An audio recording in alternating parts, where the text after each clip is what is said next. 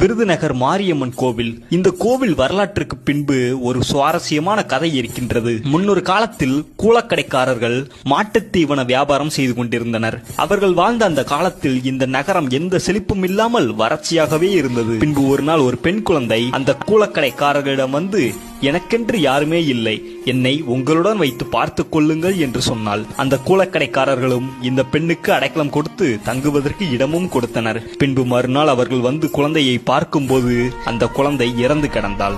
மிகவும் வேதனைப்பட்டு நின்றனர். பின்பு அந்த குழந்தை இறந்த இடத்தில் ஒரு அசரீரி சத்தம் கேட்டது. நீங்கள் ஒன்றும் கவலைப்பட வேண்டாம், இந்த குழந்தையாக உங்கள் இடத்திற்கு வந்தது நான் தான் மாரியம்மன் என்று சொல்லி, உங்களுடைய கஷ்டம் தீர என்னை நினைத்து வழிபட்டால் உங்களது அனைத்து கஷ்டமும் தீரும் என்று சொன்னாள். பின்பு அவர்கள் இருந்த இடத்திற்கு எதிராக ஒரு இடத்தில் விளக்கேற்றி வழிபட்டனர். தினமும் விளக்கேற்றி வழிபட அவர்களுக்கு வசதி இல்லாததால் விருதுநகர் பஜாரில் உள்ள எண்ணெய் கடைக்காரர்களிடம் உதவி கேட்டு